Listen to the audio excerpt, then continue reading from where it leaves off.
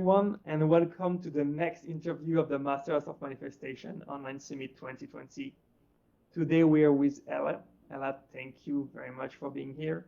You're a truth embodiment guide, and I look forward to know more about what you put behind those words, and I'm sure you will explain that in a lovely way to the audience. First, I will give you 5 minutes to introduce yourself so that you can pick your own words to talk about your journey. And we will talk about manifestation later on during the interview. Cool, amazing. So thank you, Kevin, first of all, for having me on here. And I'm super excited to share a bit more about who I am and my journey. So my name is Ella, and I'm Canadian. I'm originally born and raised in Vancouver, and I would say I was kind of like the odd one out in my family. I grew up in a very traditional Chinese upbringing where my sister was a pharmacist, a nurse, brother-in-law's a doctor, and from a very young age, I knew that I didn't want to be in sciences. And so throughout my life, I've always been a creative. I've always been like, I just want to create, I just want to express, I want to write books, I want to teach, I want to do all these things. And it didn't really make sense to my parents. It didn't make sense to the rest of my family. And finally, when it came to the point of, okay, university, what do I want to do? I decided to actually leave home, so move away from Vancouver into Montreal, where I currently live, to go to university. And even when it came to deciding what I wanted to study in university, I knew I didn't want to do sciences. And what made the most sense for me back then was business. I was like, finally, something that makes sense, something that I can be creative, I can do marketing, I can sell things and make money. And so that's what I decided to do. Was I went into business school. And throughout my journey, around 2013 or so, this is where everything started happening with social media. Everything about, having an online brand, about being able to make money online. And that got me super fascinated, and basically was my initial entryway into the world of digital marketing, into the world of online marketing. Throughout business school, I thought that I wanted to work for Lululemon. I thought I wanted to work for a yoga company, and then eventually that became wanting to work for L'Oreal, which was actually the first big manifestation I've ever had. And back then I didn't even know what manifestation was. I was just like, okay, goal setting. I have this goal. I want to work at L'Oreal. I want to be a digital manager at L'Oreal. I did my vision boards and everything. And throughout McGill, I just studied really hard. I did what I could. I, went to all the right events. I went on exchange to really create that dream into reality. And the wildest thing, and I'm just getting goosebumps as I think about it, was that the job that I put on my vision board back in 2017 literally became the job that I got at L'Oreal. It was super magical how everything came to be. And that kind of set me off into the first half of my journey in life, which was becoming a digital manager at L'Oreal, working for Maybelline New York and Essie in Canada, literally the two brands that I put on my vision board. And yeah, back then I was like, holy crap, like I've created my dream. I worked so hard in school, constantly stressed myself out, had multiple breakdowns around grades, around GPA, which I'm sure we'll talk a little bit more about as we dive deeper into things. But at that point I thought I made it. I was like, yes, like this is going to be the rest of my life. But the funny thing was, as I started my dream job, as I started to be in the corporate world, I realized more and more that it still wasn't it. Even though I thought that, okay, I found my thing, I'm not a doctor, I'm not a pharmacist, I'm like a digital marketer, there was still something missing for me. And so at that point was kind of how I found the world of spirituality, because truly within the years of 2015 to 2017, those were some of the hardest years of my life, where it felt like no matter how much I was doing, how much I was trying on the outside or inside too, it was like everything in my life was crumbling. I was getting really bad random illnesses, ending up in the hospital. I was constantly stressed out. I had the worst relationship with myself, which literally got me to a point where I ended up in the hospital in 2017 with the thought when I woke up that if I don't change my life, I'm not going to make it. Like I will literally die. I will literally kill myself in this process of constantly hustling and trying to prove myself. And so that kind of led me onto the path of self-development, onto the path of spirituality, was really having my initial manifestation, thinking that I've made it, but then still realizing, no, I haven't made it. There's still more work to be done. So that's a little bit of like a up until, I decided to be an entrepreneur. And from that point, of really just experiencing a bunch of rock bottoms, being cheated on in a relationship, having really bad self-esteem, literally having zero sense of self-confidence beyond, what I can prove on the outside, the achievements that I could produce.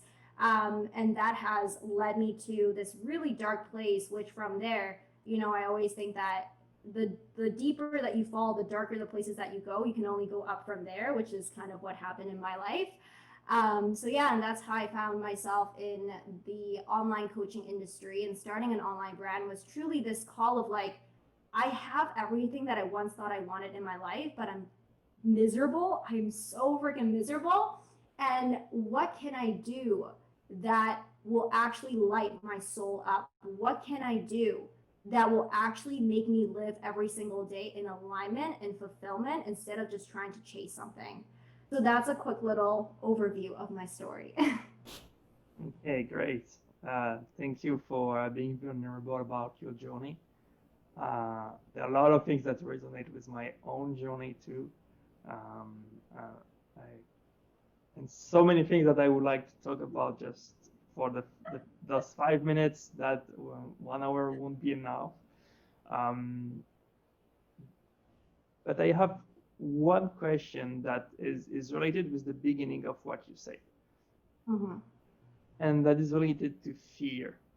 Because you say that your family is Chinese and the traditions are pretty important for Chinese family, or at least the one who follow the tradition and know what I'm talking about. My girlfriend is Chinese as well, and the tradition is very important for her mother and her father.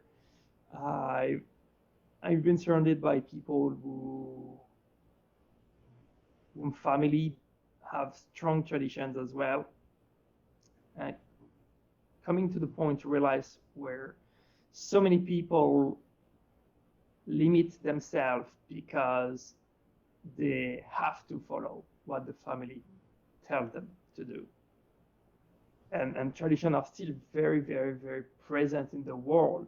If we put at the side the Occidental world, the rest is full of traditions and convention, and even in the Occidental world, but even stronger in other countries and other parts of the world. So what were your fears before to leave home, before to follow your own path? What did you have to sacrifice in order to get to the point of being more you and following you? I love that question so much. Thank you for asking that question. What I had to sacrifice, and still it's something that I've worked with for the last couple of years, and I think it's still an ongoing journey, is letting go of the need to prove to my family and letting go of the need to have things make sense for my family. So for so much of my life, there was this fear of like, mom and dad aren't going to be proud. Mom and dad aren't going to understand me. They're not going to love me because they don't get what I'm doing. And so that was a really big thing that I had to leave and set aside. And honestly, it's something that, I consciously tried to do, but the subconscious was taking a very long time to catch up, because consciously it's like, I don't care. It's okay. Mom and dad can think whatever they want. I'm going to do my own thing. But I didn't realize, honestly, up until the last couple of months, how subconsciously my inner child was still constantly looking for validation, constantly looking for like, mom and dad, look what I'm doing. Like, say you're proud of me. I think that was a really big thing that I had to overcome. And that is still to this day, a fear that creeps up every now and then is, are my parents going to be proud of me? What if they're not proud of me? And this is where I really had to anchor into the fact that it's not like, I'm not here to live a life for my parents. I'm not here to live a life for anyone else except for me and what my soul came here to do. And this is something that, in the beginning, I wasn't able to articulate it in that way, but I just knew that I am here to do something and create something that makes myself happy. And so that was one of the biggest fears that I had to navigate through was, what if they don't understand? What if they blah, blah? And that's why I think it's also one of the reasons why I chose to move away from home, was so that I can have my own container to create and be without the influence, without the constantly like, so how much money are you making? So what are you doing? So what achievements do you have? So what successes do you have? And so the way that I guess I chose to navigate and work with that fear is really creating the environment where I can be in contact with my family. I can love them at a distance, but I need to focus and create a life that works for me, that is anchored in my purpose, because I'm not here to do this for anyone else. Okay. But did they put some resistance in a way? Did you try to make them feel guilty or to maybe not threaten you, but did they try to prevent you from doing it? Surprisingly not. Okay. Honestly, like they have been pretty supportive, I must say, that they're like, I don't get it, but we trust you enough that you know what you're doing. But for the most part, still, it was kind of like, once again, like this conscious, like, we trust you, but we don't really get it. And that's where my subconscious is like, let me prove to you, look how great I am. So that was the dynamic going on. But for the most part, I do have to say that I'm really grateful for my parents because they never forced me. They were like, okay, you want to do business? Okay, go into business school. You want to do this thing that we completely have no idea what you're doing. You're chanting and meditating and doing weird stuff. You do you. So there wasn't really any direct resistance from them. They've always been very supportive, and I think that's kind of the benefit too of being the youngest child, is they've already, done what they needed to do with my sisters, and now they're like, okay, you do your thing. We don't really understand, but we will support you where we can. Okay. Thank you for highlighting that. I think it will resonate with some people who are there right now and maybe haven't dared to go for something because they take their families or their parents as an excuse from not pursuing what they want. Yeah. So you say you're manifesting your ideal corporate job, your ideal corporate life, but you still wasn't fulfilled. So there is something interesting here. It's like manifestation doesn't bring fulfillment. And there is a quote from Jim Carrey that I love is he said, I wish for everyone to get all the money they want, realize all the dreams they want, achieve all the success they want, so that they can get to the point to realize that it's not the answer. Yeah, yes. Yeah, and I love that quote because it's true.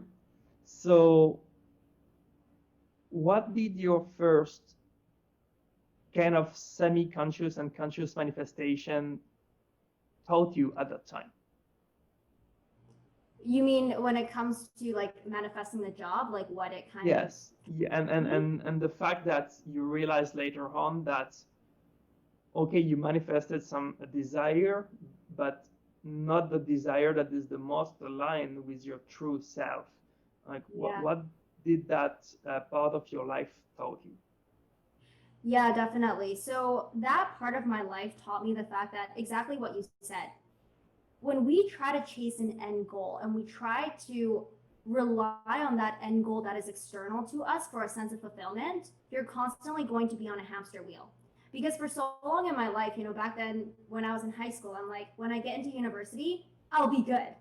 Work really, really hard, like stress myself out, get to university. I'm like, okay, if I'm going to graduate with a 4.0 GPA and get a job, then I'll be happy. Worked myself to the bone, blah, blah, blah, graduated with a 3.92 and got a job, fine, I'm good. Went to the job, and by the time I got on the job, I'm just like, okay, amazing. Like, I manifested this dream job. I'm like the youngest manager in this company, which is wild. Back then, I was about 21, 22 years old when I got promoted to be a manager. And still, I was like, wait a minute.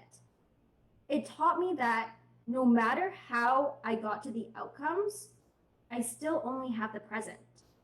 And so if I could not find the fulfillment, if I could not be okay with myself in the present, in my body, in my being, in my mind, it didn't matter what I had on the outside because I had the job. You know, I was making great money for my age. Making that amount of money was like, but still, I'm just like, I hate myself. I'm not good enough. I'm going to mess up. Everybody's going to hate me. I can't do this. I'm so stressed out. Life sucks. Blah, blah, blah. And that was my present moment reality. And so, what it truly taught me was that it doesn't matter what you're chasing on the outside. It's not about that, because that thing that you get is a fleeting 5-minute celebration. Max, it's 2 days that you're happy. And still, you've got to deal with yourself. You've got to be in your own body, your own experience in the present moment. And so, what it taught me is not about getting the things to be happy. It's about deciding on the desires, deciding on the things that truly light my soul up, committing to those things, and allowing myself to be present on the journey, allowing the journey itself to be the greatest manifestation. And that is truly how I've approached manifestation since. It's like I have my big desires and goals, but it's not about, oh, if I don't get this thing by this date, that means I'm a failure. It's about this thing that I want is happening no matter what. I know in my lifetime, I am building a multi-million-dollar brand. It's done. And so it's about the journey. It's about who I am becoming in the present every single moment. And how can I keep on aligning myself in the present moment to be that energetic match for the thing that I desire? Because no matter what, it's going to show up. Versus in the past, when I first had my initial manifestation, to your point, exactly that. It's like, got all the things, but wait, I don't know how to deal with myself right now. I don't know how to be alone with my thoughts. So yeah, that was one of my biggest learnings, and still it's something that I'm so grateful for, because it's ever expanding, it's ever deepening my experience and my understanding of this concept. Okay. I'm going to share something that is related to what you say, to bring in another experience, another point of view about chasing the outside. I had a corporate job, very, very good position like you, very good salary, team to manage, etc. But inside I was dead. I had no social life. I was addicted to weed. I had to throw up every morning before to go to work, etc., etc. Like it was a disaster. And one day I decided to leave everything. I sold my stuff, my apartment. I ended up my relationship with my girlfriend. I said bye to everyone. I bought a backpack. I put stuff on it, and I decided to travel the world with no return ticket and absolutely no itinerary in mind. And it was what people call like, well, a life-changing decision. Yes, but before all, it was an escape. An escape with the belief that, oh, by living another reality, another outside reality, that I would feel better, etc. And I realized, like, I think 2 months and a half, 3 months after I started my backpack journey, that I was not just depressed, but even more depressed, because I realized that I had all the freedom I ever wanted, but it was not the answer. And I could go to the moon. I could go to the other side of the universe. I would bring in all my struggles and all my fears and my limiting beliefs with me, because they are all here. And it's not going to Bali or going to anywhere else in the world that would make me free from them. It's I have to do the work. I have to do the inner work. Yeah. Yeah. Thank you for So sharing. So true. It's so true. Like you're just like, where can I go? Like maybe I go to Bali, maybe it's somewhere warmer, maybe it's blah blah blah. And then you still only have this present moment and your body. So it's like no matter where you're going, you're taking that with you. yeah, exactly. And I'm living in Bali. It's been a few years now that I'm living in Bali, and I see regularly people, but not really right now because of the lockdown. But I'm used to see people and talk with people, because I like to go to the beach and to coach people for free on the beach. I look for the people who are alone, and I offer my service for free on the beach. And I see a lot of people who are here, and they've been where I was before, and they don't understand. Like I'm in Bali, and it's like, and life sucks. But yeah, you can be anywhere you want. It will suck until you change something um, within. So how did it all start for you with your true manifestation journey?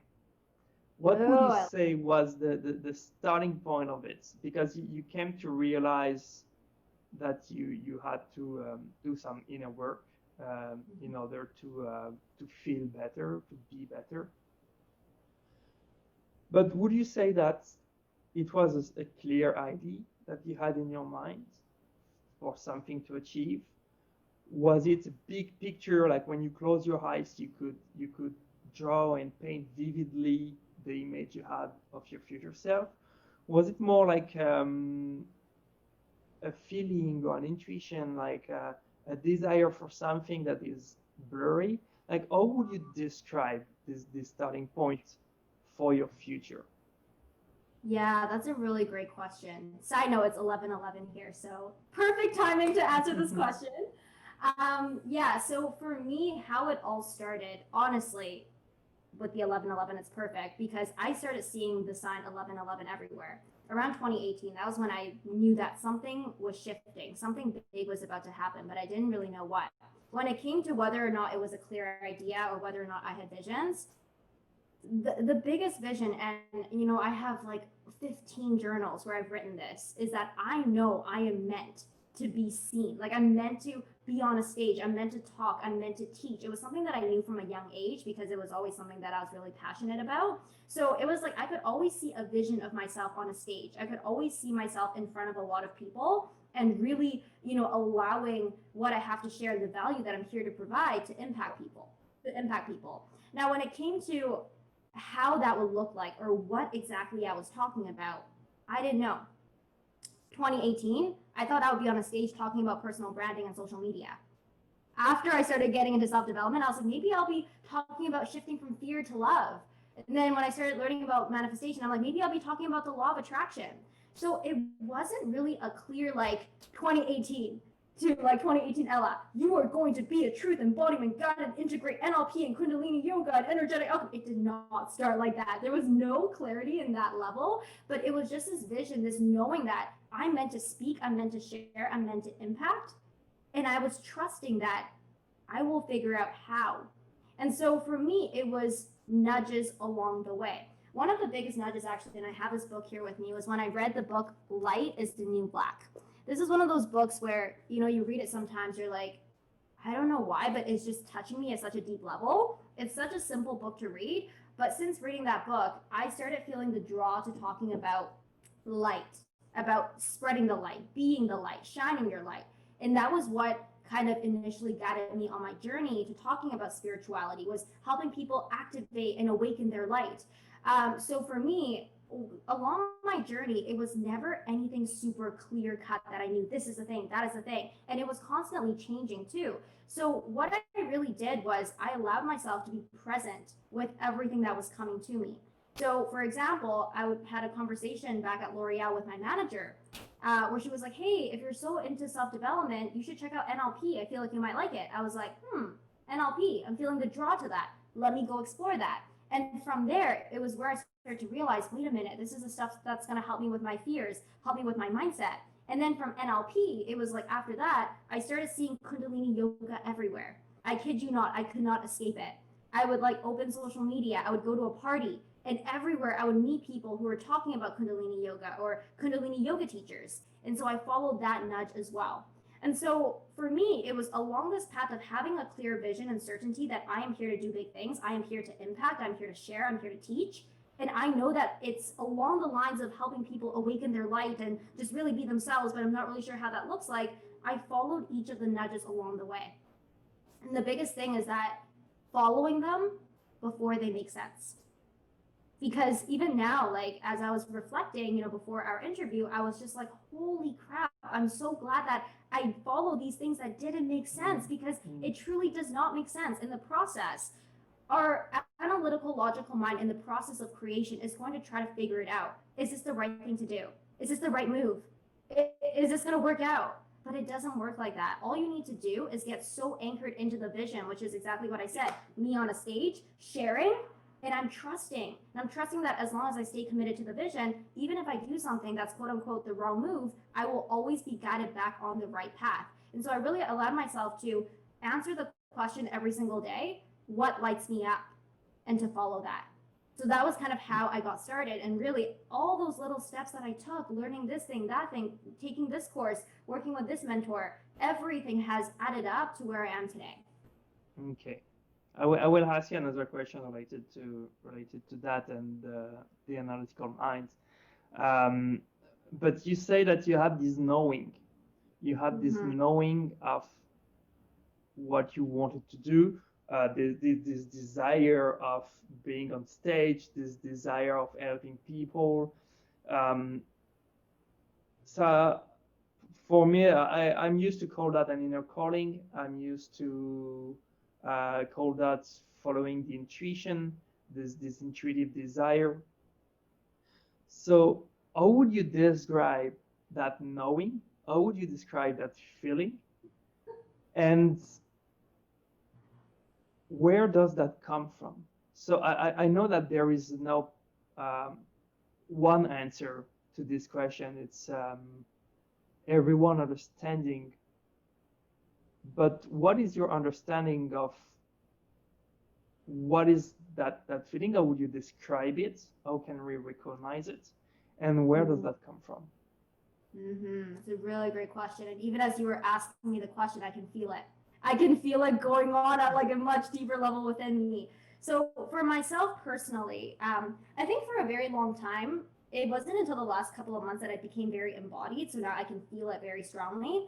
When I first started on my journey, it was more so like a little voice, like a little whisper in my head. And I was like, hey, like, try this out. Do this thing. This thing looks cool. Why am I so drawn to this thing? It was more so like this curiosity whisper in my head. That was how it originated. Now, the more I started to follow these whispers, the more I started to have the experience of holy crap, crystals and yoga and all these things really light me up. It started to get a bit more into my body. And so the way that I would describe this feeling is that it's like this expansiveness that comes from your heart, like deep inside your heart, and it radiates out, like it expands out through your entire being. It's almost like a giant sun that begins to radiate. I'm like literally buzzing as I say this. And as it does so, the energy just gets pushed out through your entire body. The way that I feel this calling and the way that I feel it now is that it's this sense of calm confidence and certainty. That's the best way that I can describe it. And it's a state that I've been in for a lot the last couple of weeks. It's this knowing that it's happening. This is what it's meant to be. You don't have to stress out about it. It's happening in every single moment, now, now, and now. And so it's basically this beautiful, warm, buttery, heart expansive experience that lets you know that, yes, like this feels so good. For some people who might be new to this, might be like, what is she talking about? But trust me, like try to lean into that feeling of expansiveness in your heart. And the truth of the matter is, to your point, Kevin, it's going to show up differently in every single person. This is the way that I experience it. And what I know to be true is that the more you allow yourself to get into that state, meaning the more that you do the things that light you up, the more that you follow upon those little whispers and the calls, the more you begin to recognize how that feeling emanates from your body. For me, it just feels like this warm blanket of love, of comfort, but at the same time, it's expansive. It's not comfort in terms of wanting to be safe. It's comfort of knowing that you are here to do big things and it's happening right now. Hope that makes sense. Yeah, completely. And where do you think that comes from? Like, why do you have, why do you feel a strong desire for what you're doing right now, and not a strong desire to fix trucks, for example? like, Yeah. why this specific desire? So what I personally believe in, what I personally believe in is that before we came into this lifetime, we all had a unique contract that we signed. Every single soul, and this is just like my personal belief and perception of it, of course, is that it was almost like, imagine like a scroll of paper that's like, in this lifetime, this is what your mission is. And what I believe is that we each have a double mission. A mission to personally grow as a soul, and a mission to elevate the collective at the same time. And the beauty of that is when we commit to our collective mission, our personal mission also becomes fulfilled in the process. of reaching that collective vision. So what I believe is that before we came into this lifetime, we all just like, as our soul, not in this meat suit form, we're like, okay, I agree, gonna come in and do this thing. But the catch is that after you sign that, they're like, okay, now you're gonna forget that you signed this piece of paper and you're gonna go figure it out once you get into this lifetime. So it's almost like this seed that got planted, right? After you sign the contract, it's like, whoop, okay, seed planted inside you, but you don't know what's gonna grow. But you know that the seed is inside. And so in our life, we wake, like from the moment that we wake up and we're in this world, it's like this whole process of forgetting what is life, what am I here, blah, blah, blah. And then gradually, when you hit the point of awakening, when you hit the point of asking questions, that is where you begin to remember. And so that's what I believe where this comes from, is that our souls agreed to this before we came in here. And the way that I've been intuiting this recently is that, along with the mission that you were given, along with the mission that you agreed to, you also came in with a very unique truth frequency, as I call it. A truth frequency is basically a frequency that you emanate when you are being in alignment with that seed that was planted inside of you. And the beauty of that is that once you start to awaken and once you start to just align with your truth and emanate what is true for you, what are you here to do, what excites you, the beauty of that is that your frequency begins to activate all the other souls that you agreed to come and support just through your being, just through your work. And so that's my perception of it, is that contract, seed, forget, remember, and then Thank you for sharing your belief. I surely share part of your belief with a strong stubbornness about it. Great. So you talk about the analytical mind and fears. And usually when there is that desire for an intuition, for an intuitive idea, for an inner calling, we immediately have fears, limiting belief that show up. This thing that's this voice in our head that try to figure out all the ways we can fail, all the way it cannot work out, all the way we can mess it up, or it can mess it up by itself. But what if I fail? What if I get rejected? What if people don't like it? What if I don't make money out of it? What if I, etc., etc., etc. All those what if. So intuition is irrational and illogical. So what have been your illogical, irrational thought, the fears you had, the self-sabotaging stories you had in your minds? What are all the things that show up before you decided to like the world that could have made you decide to not go for it? Yeah, it's so funny. As you asked that question, the visual that came to my mind is, Santa Claus with his giant sack of like presents.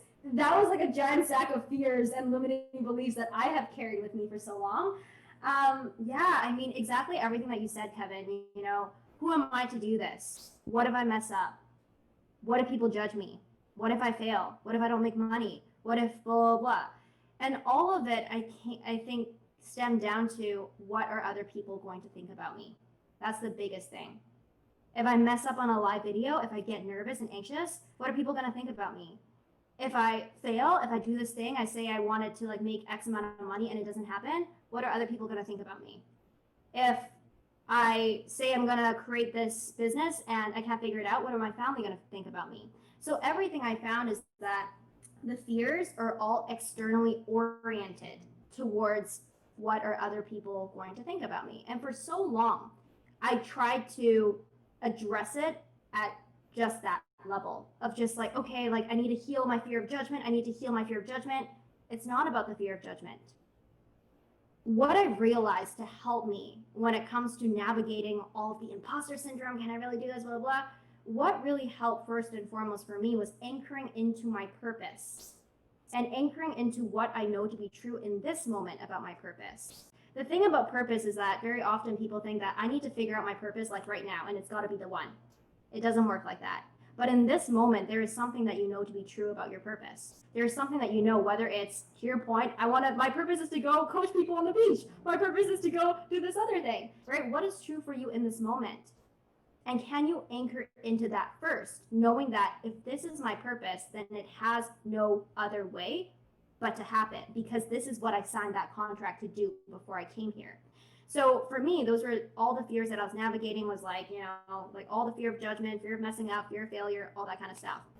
And so when I anchored into my purpose, I was like, okay, my purpose for what I'm here to do is I am meant to activate people. I am meant to help people remember who they really are. And of course, there's been a bajillion different expressions as to how I explain that. But at the core of it, it's always been the same, is to help people remember their infinite potential and live a life that is truly in alignment with themselves.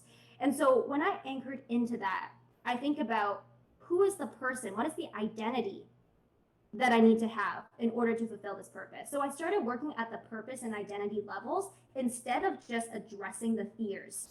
Does that make sense? Because when we're just like, I need to change this fear, I need to get rid of this fear, you're not changing who you are seeing yourself as, which is the root of why you have these recurrent fears and why you are making so much meaning out of these fears. So by working at the purpose and identity levels, I started to get anchored into the fact that this is my purpose and it has no other way but to happen. My true identity is that I am an activator, I am a leader, I am here in this lifetime to help people experience, embody, and express their truth. That becomes true for me, right? There's no doubt about that. Because where fear comes from is a lack of certainty.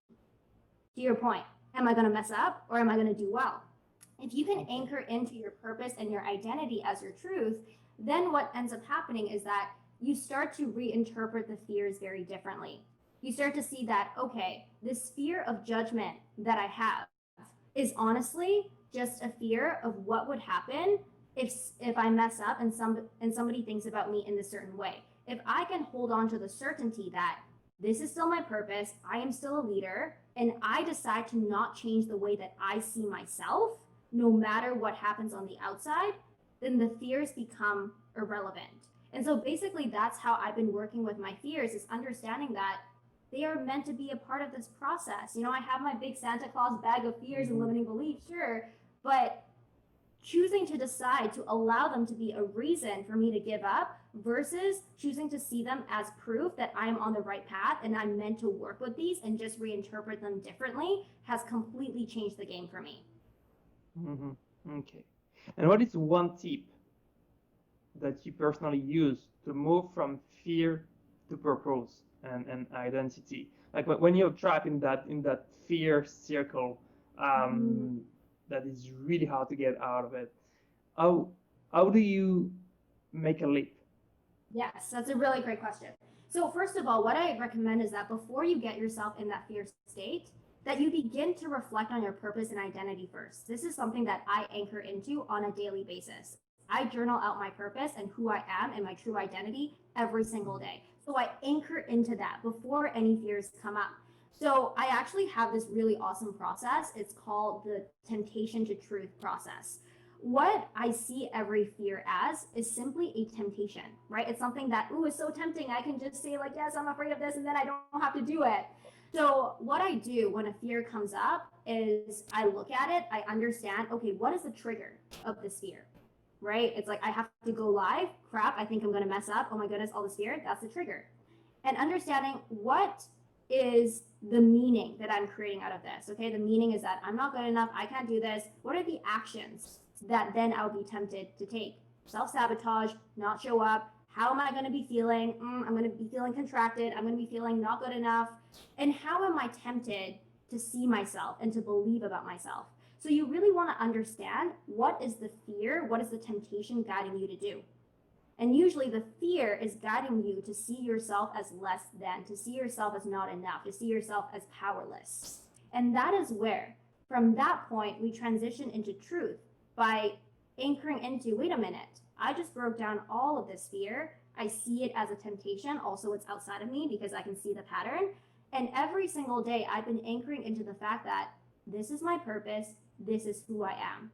So when I embody my purpose right now, when I embody my true identity, how do I perceive the same trigger?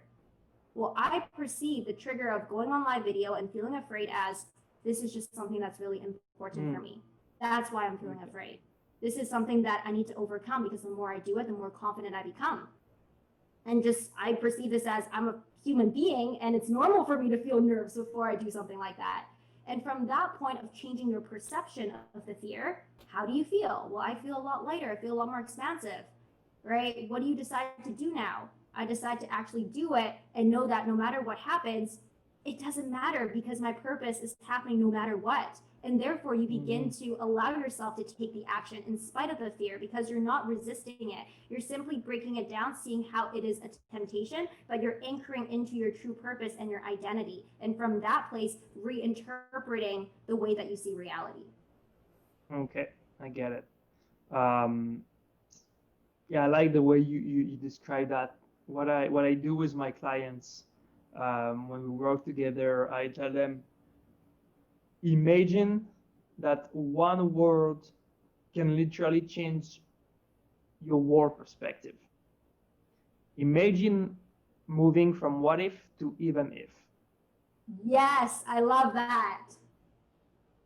So, just change one word, and the end of the sentence or your answer is completely different, and you change the outcome, you change the result, you change everything just by changing one word.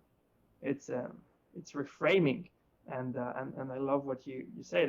And for the people who bought the premium package of this online summit, they will have the opportunity to jump into that, and to jump into being, first of all, being aware of the fear you have, not trying to escape. Just when you're aware, then you can reduce the size, you can reduce the importance that you think they have, and then you can change them and take action towards them. Because once you defy fear, it's not a fear anymore. If you do something that you're afraid of, then you cannot be afraid of that thing anymore. Yeah. It's pretty easy. And to add on to your point, what I found to be really, really helpful in the process of, separating yourself from the fear, first of all, like I said, writing it out, but then it's giving yourself the permission to feel the fear. And this is going to sound weird, because a lot of people are like, why would I want to do that? That's painful. That's uncomfortable. But trust me, whoever's watching this, trust me.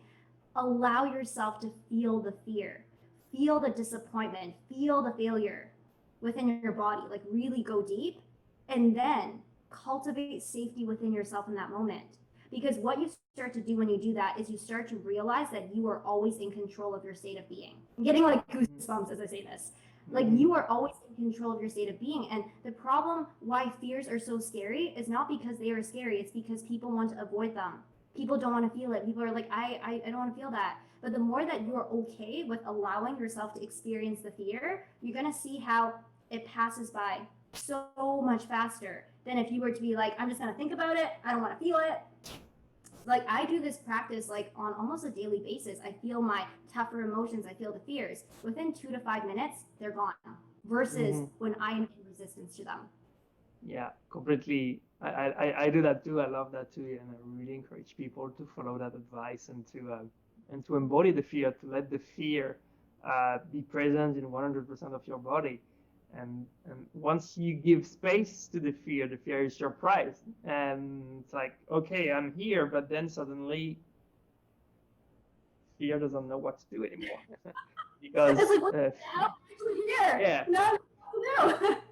So fear just disappeared. Thanks for that. So you say that you're journaling. What are all the rituals or mental tools, game activities that you do in order to experience your desired outcome before it happens? I love it. I love this question so much. Okay, so I created a process. It's called the Truth Alchemy Daily Practice. So what I do every single day is I start with a journaling practice, which basically flows through prompts around what are my soul's desire, what is my true purpose. I'm literally like giving this to everyone. Like, if you do this practice, it will change your life. So soul's desires, what is my true purpose? So like I said, what am I here to do based on what I know today? what is my desired reality? So I write out in detail, I'm so happy and grateful that I can see blah, blah, blah, I hear blah, blah, blah, I feel blah, blah, blah, because in NLP, we talk about the importance of getting vivid in your senses. I then flow through to my true self. So my identity, really getting clear and vivid about who I am. And then basically what I do for the rest of the practice is I flow through things that I am celebrating, things that I'm grateful for, and what I am opening myself up to. So for example, I'm opening myself up to following my intuition more. I'm opening myself up to receiving money in magical and synchronistic ways. I'm opening myself up to new possibilities in love and romance. So you see how I start my day by anchoring into my truth, deciding on what I desire, but then opening myself up to things, to be like, I'm open for miracles. And so that's basically how I start my day, is with a journaling practice. And of course, I anchor in my truths, which is basically, other people will call like beliefs, the things that you value, your beliefs and things like that. For me, I call them my truths, because for me, the word truth is so powerful, because when something is your truth, there is no other way. It's like, that's happening, that's certainty. And so I ground into what are the truths that I have about myself and about the world. And from that place, I move into dancing.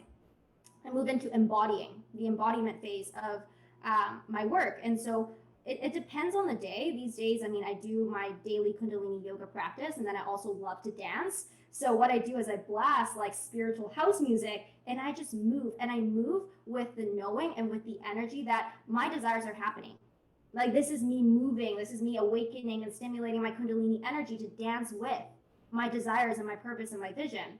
And then the final phase of the practice, which is so freaking powerful, and I cry every single day that I do this, is that I go up in front of a mirror and I declare my truth. I blast epic music, and I'm like, my name is Ella, and I am here on this lifetime for a very important purpose. I am here to activate truth in people, the truth of who they are, blah, blah, blah. And I just go on and on and on. And basically, what I'm doing here is I am energetically, through my heart and through my words, sending out the vibration of what is truth as to what I'm manifesting. And this process is magical, so freaking magical, because you're working at the subconscious level, you're working at the embodied level by moving your body, and you're working at the energetic level by sending out that energy signal through your heart, radiating out your electromagnetic field to affect the quantum realm. So that is my most powerful practice for manifestation.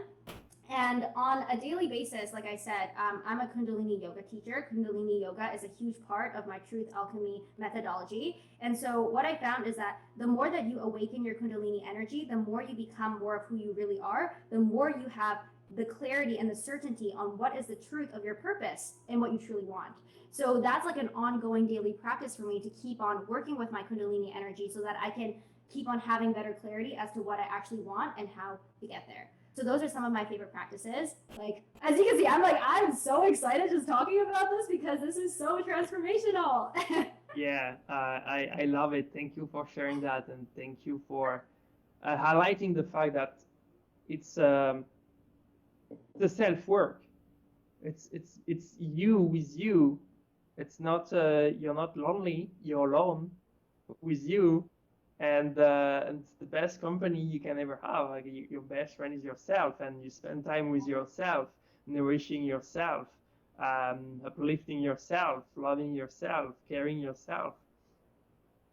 So that's beautiful. Thank you for,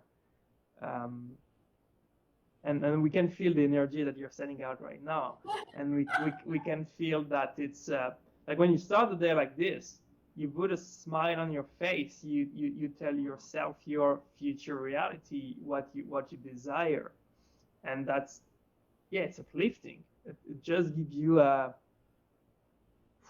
mood for the rest of the day and to accomplish things, because you move your frequency from here to there, your vibration from here to there, and it's so helpful to do the work, to challenge yourself, to take action after.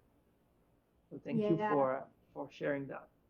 Absolutely. Yeah. And like, one more thing to add to what you said, I love the point about, how you're spending all this time with yourself and really building that relationship with yourself. This is actually, I think, one of the biggest keys to manifestation that I haven't learned until like the last 3-4 months. because like we had talked about, we often think of manifestation as such an outward process. It's like a doing, what do I have to do? But truly, the most powerful manifestations come from a place of unconditional self-love. And so by doing these types of practices or any other practices where you can develop a relationship with yourself, where you're loving yourself for who you are being and not what you are creating, that is actually how you get more effective at creating the things that you want. Thank you for sharing that as well.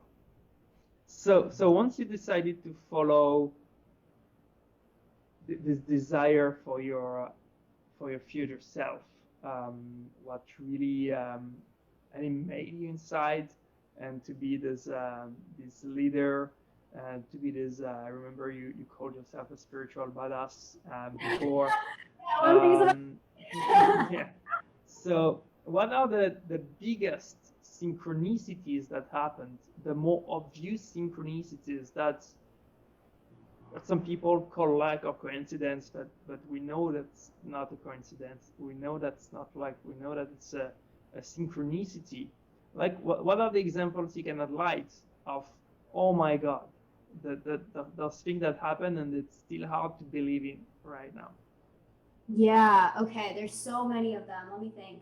So I think in general for me, like synchronicities happen on a daily basis in terms of like those little chance occurrences, the different opportunities that I've had. I think for me, it's not really a specific synchronicity, but one of the biggest ones that, you know, even over the last week, I'm just like floored when I think about it, is all the soulmate clients who I have attracted into my business, into my one-on-one programs, into my group containers, into my membership. It's like, these are the people who I've been journaling about. And I guess the synchronicity is in that when I journal it, it's kind of like I send it out and I don't really think about it. But then you have this one moment where you're just like, wait a minute, holy crap, this is all like that I am living right now, is all these people who I have written about every single day. They are in all of my programs, but I didn't even realize it until I thought about it. So that was definitely a really big moment for me to be like, holy crap, I am so grateful that this is all showing up here.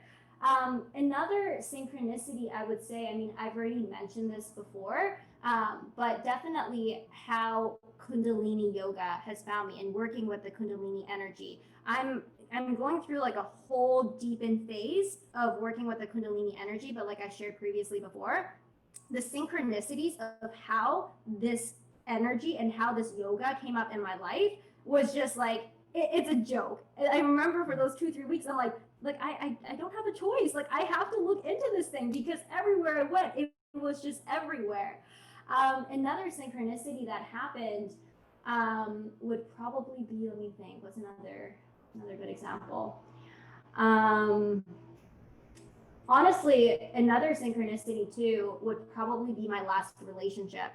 My last relationship was actually with someone, with a very beautiful man who we first met when he joined my Facebook group, when he was there for the very beginning of my journey.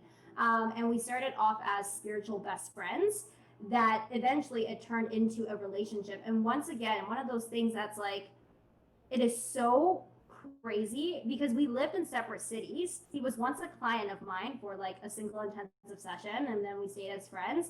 And when I went to visit him, or actually when I went to do my training in Toronto, I ended up visiting him and I stayed with him. And that was how the most beautiful relationship began. And through that relationship, it has taught me so much in the last year. It has been the gateway to a whole new level of my spiritual awakening, of my understanding of my truth. And seriously, what are the chances that you meet someone like he found me on Instagram, joined my Facebook group, we ended up, he became a client, we became best friends, and then he became my partner. So that was also another very magical synchronicity that has truly transformed my life in the best way possible. And yeah, like I can go on and on. Like there's so many like little things happening on a daily basis.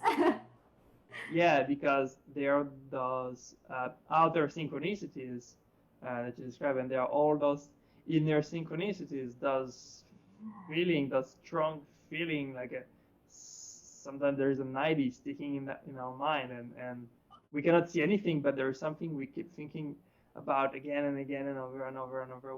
We wake up with that thought, we go to bed with that thought, and that is a result of this, of the attraction of the magnetism as well. It's like attracting a high new level of ideas and intuition that are completely aligned with the outcome we are embodying every day. Yeah. There's actually one more thing that just came to mind for me Here. actually. Was actually a couple of weeks ago, I was looking through my old journal and I went to Tony Robbins' Unleash the Power Within, November of 2018. And it was I had this complete goosebump moment when I flipped back to one of my journals in 2018.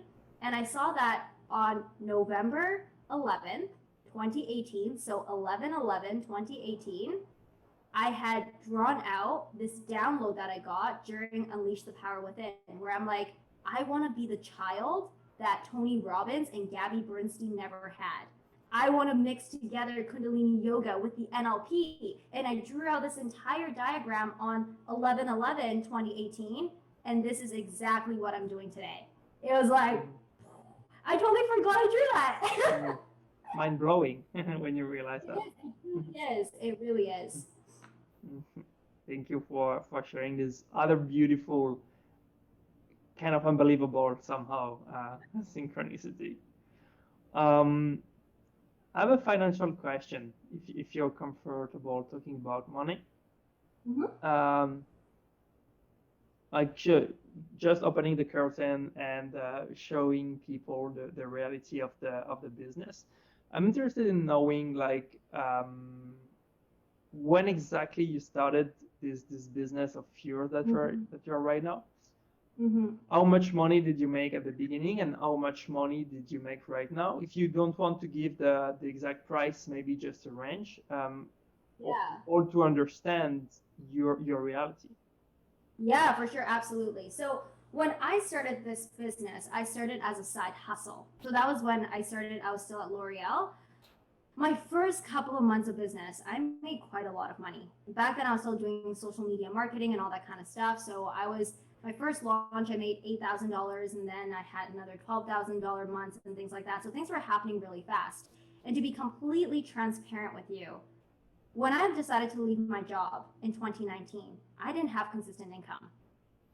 I was signing a few clients here and there. I was like playing around with a bunch of ideas, but I just knew, to your point about inner synchronicity, it's like, I've got to do this now.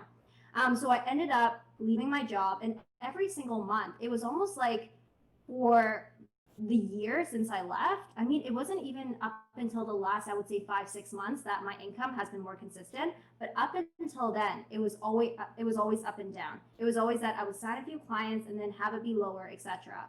And that's where I agree with you in terms of being transparent, because I think that very often when people go into entrepreneurship, all they see is like the shiny 10K months, 20K months. And when they don't hit that, they feel like something is wrong. They feel like, I'm not good enough, I'm doing something wrong. And so, to be fully transparent, this entrepreneurial journey is always up and down. You have really high months, and then you're like, oh crap, what is going on? You have higher months, and it's like, oh, and then it's consistent. And that is the journey. And I think it's so important to talk about this, because especially if you are starting off and you're just working with your first couple of ideas, you're like, I'm launching my first program and it has to be a 10K launch. If it doesn't happen, that means there's something wrong with me. That is not true at all. And so for myself, over the last couple of months, I've really been able to build more consistent income that ranges between, $5,000 to $10,000 every single month.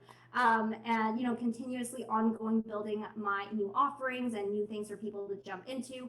But I think it's so important to anchor in the fact that, especially when you're starting off, it's a journey to figure out what you truly want to be doing, what you truly want to be creating, and what you truly want to be making money in. So allow yourself to be in it for the process, be in it for the purpose, and not so much, I have to make this certain amount of money or else.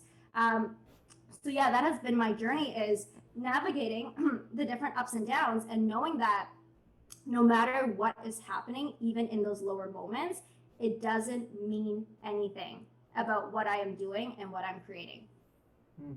Okay.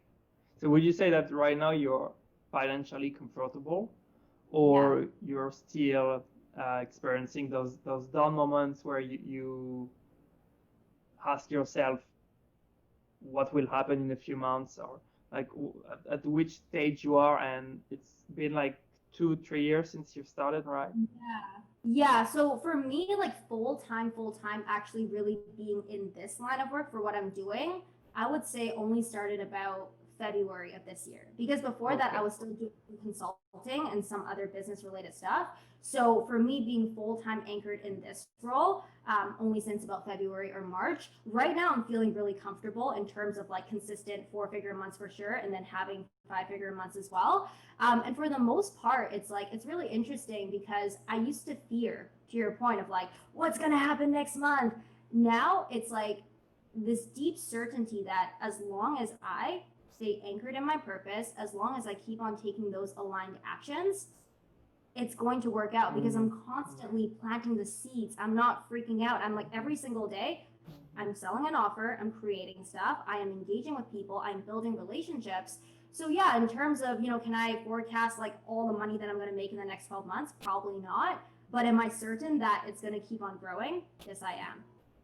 Okay. Thank you for sharing that, because yeah, it's an important part. Like money is an important part of the business. It's what allows us to feel comfortable, to not worry, to create space in our mind. Because when we free ourselves about all the money fears, then we have more time to feel good, to create, to have ideas, to uplift ourselves, etc. So yeah, it's up and down, and we have to be willing to go through that. It doesn't mean that everyone has to be and to experience that or to go through that, but most people will, definitely. Yeah, and I truly find that it's in those moments that you are in those down moments. Those are the best moments. Trust me. So that is where the most of my growth, the resilience, that anchoring into purpose comes into play. Because if you think about it, if everything was always smooth sailing and then you kind of hit one low point, it's like, oh no, like what's going on? But I truly know that every part of the journey is meant to build you in a way. So even in those more difficult times, how can you, like I said earlier, how can you cultivate safety within yourself in that moment? How can you come back that even when it feels like your business isn't working, money's not coming in, nothing's happening? How can you feel safe within yourself in this moment and allow that anchoring of safety in yourself in this moment to then be like, okay, what is the next aligned action I can take to create the money, to help the people? That is really important, because if we're constantly just looking for the money to make us feel safe, then once again, it's like the same kind of hamster wheel. Okay. Noted. I have a personal question for you to end this interview. I'm interested in knowing what is the thing that you would start to take action towards at the end of this call if you knew that you had a 100% chance of success, like with blind and complete naive faith, like knew you would succeed. What is that other desire that is within you that you haven't dared to pursue yet because of limiting beliefs, because of fears, because of, oh, I have no time, because of what if, because of all the process we all go through, doesn't matter at which stage of our life we are. But what is the next thing that you would dare to go for right now if you knew it would work out 100%? I love this question. The one thing that I would do, which is funny that you're like, oh, that you would do after this call. I'm like, I guess I already started doing it 2 days ago, is I would really go into full transmission mode in all of my content, meaning that I don't plan, I don't script, like whether it's live videos, whether it's videos that I'm sharing for YouTube, is really allow myself to tune in and trust whatever is coming out in that moment. This is actually something that, to the point of fears and limiting beliefs, I've been working through a lot, especially I find like the more connected and tapped in I've been, the more there's this fear of what if I don't make sense and people think I'm just one of those crazy spiritual people. So there's been this need of like, oh, like I gotta make sure, like plan it out, make sure it makes sense, blah, blah, blah. And so if I knew that 100% of the time everything I say is going to be gold, that's what I would do, is to show up on more live videos, more recorded videos, purely in a state of transmission, and not just transmitting through words, but transmitting through energy, because it's something that I know that I am activated to do in this lifetime, and something that I'm deepening my studying in right now. But it would be to go full on transmit wisdom and transmit Kundalini energy. Okay, so well, you have the answer. You know what to do. I guess I'm already Then, doing it. now where is your next steps of challenge? And Yeah. I completely resonate with that, because it's my process. I don't Yeah. plan anything in advance. I don't. I just I put myself in a mode where I know that it will be easier for me to tap into that mode. I usually have this morning practice of learning. It's like reading a book, watching videos for 1 hour that are going to really challenge my thinking, and then from there I start to have ideas and intuition about, oh, I should say that, or I should say that way with that tone of voice, etc. And boom, I craft my content by looking at others, that people who inspire me, and it gave me a vibe of energy and inspiration to create. Yeah. It's good to be in the zone and just trust. Yeah, it's doesn't work every day. Like there are days that are better than others, of course, but it's also a good process of letting go, of the pressure of, oh, I have to do the right thing, or I have to plan, I have to create content in advance. Because if you tell yourself that you need 1 week of content in advance, then you're not into that mode of creating, in the mood of creating, and you suddenly have 3 days left before you run out of content, and you start to put pressure on yourself, and blah blah blah. So the more you freestyle you are, the less pressure you have. I feel that. Thank you very much. Ella, do you have one last word for the audience, for people who are watching us, maybe have had this intuition but who haven't had the courage to go for it yet, or people who dare to go but are now like kind of trapped in the how to get there? What would be your best last words for them? My best last words for you is that your only job is to commit and to devote to your purpose and your desires. Your only job is to know that what you desire is happening no matter what. And so your job in knowing that what you desire is happening no matter what is just to commit to the process every single day, to simply wake up and ask yourself, what lights me up to do today that is going to get me closer to my desire? It's not your job to make sense of anything. It's not your job to try to figure out the meanings every step of the way. It's only your job to focus on your purpose, to focus on your vision, and know that it is happening no matter what. And from that place of knowing that it is happening no matter what can you do today? And fully trusting that what you do today is going to guide you to the next step forward and the next step forward. And all you have to do is to keep on going no matter what. Thank you. And so Thank you, Ella. I hope you all get that, people. I wish you to have a great day in Canada. Do you speak French? Un peu. Oh, okay. So bonne journée. Bonne journée, bonne soirée pour vous. Merci. I wish you to have a good day, and thank you for your vulnerability and the willingness to share your knowledge and journey. Thank you for having me. Appreciate it. Bye bye.